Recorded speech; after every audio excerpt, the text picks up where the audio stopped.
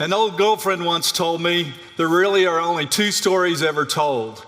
Either two people fall in love or a stranger comes to town. In the late 1980s, Jim Bob Moffett moved to Austin and changed my life and the story of Austin. Jim Bob was the CEO of Freeport-McMoRan, a giant petrochemical and mining company. They had bought up over 7,000 acres along Barton Creek, much of it prime habitat for the golden cheek warbler, a beloved songbird and candidate for endangered species listing. On June 7th, 1995, 35 years ago next week, Jim Bob and his lawyers brought his Barton Creek Planned Unit Development, or PUD, to City Council Hall for consideration. My older brother had turned me on to Jerry Jeff Walker, Willie Nelson, and the Cosmic Cowboy Sound of Austin. And I'd come here for the Holy Trinity of Austin: live music, Barton Springs, and Tex-Mex. I knew there would be a big crowd at City Hall that morning. The Austin Chronicle cover the previous week had set off the alarm. The cover mocked a ransom note. "If you don't read this, we will poison Barton Springs." Floating on the pool surface was a beach ball with skull and crossbones. Inside, the Chronicle told us that Freeport-McMoRan was the discharger of more toxic pollutants into the waters of the United States than any other company, and they own the world's largest gold and copper mine in the mountains of West Papua.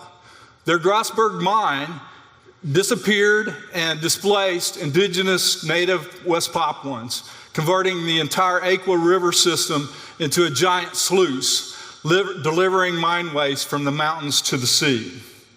City Hall and the sidewalk that morning filled with people waving signs and chanting early in the day, "Save Barton Creek, pound the PUD," and my favorite, "No Slimers." Over 1,000 people signed up to speak, and over 200 actually spoke. Jim Bob's team went first. They were not threatened by the crowd. They had locked up their votes ahead of time. And when Jim Bob spoke, he told the council, "As a geologist and former UT football player with the highest grades on the team, I know more about Barton Springs than anybody in this room." Then the opponents spoke all through the night. Most of them told the council to reject the plans for Jim Bob that wanted 3,000 apartments, over 3 Barton Creek malls of commercial development, thousands of homes, and 4 golf courses. They spoke for the water, but they also raised the question, who's going to govern, the people or big money? At about 11 that night, Jim Bob and his team rose up in unison and ceremoniously left the room, throwing in the towel when their request to postpone was denied.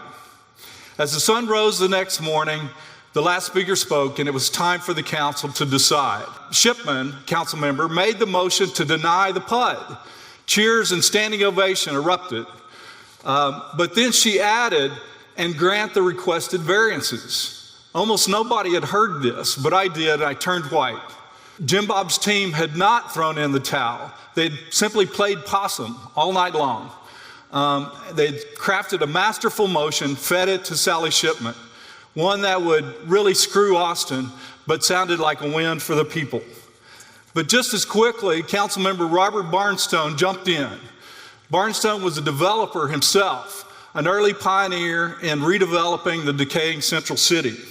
He quieted the audience and explained how Shipman's motion would do real harm. And then he made a substitute motion to deny the PUD. The vote was 7-0 to deny the PUD. The people made a difference. Of course, it wasn't over. Jim Bob and his developer friends launched a decades-long campaign to divide and conquer Austin. Our mobilized community hung together, and we formed the Save Our Springs Coalition.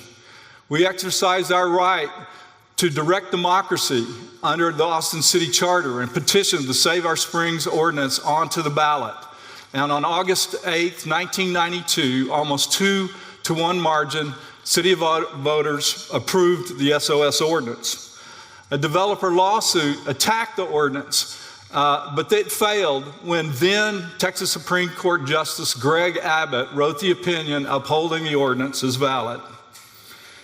In the decades since, the SOS movement, launched by the Barton Creek Uprising, won real protections for our waters, electing green officials winning voter approval to protect parks and preserves, including over 30,000 acres of Barton Springs watershed, and winning federal protection for the Barton Springs salamander, the golden cheek warbler, and 6 other local species, and also protecting our waters that we all share. For me, Barton Springs and the Austin community inspire me every day. It takes a community to save a community. And as another old friend likes to say, we can each only do a little, so please do. And may salamanders forever swim in your water supply.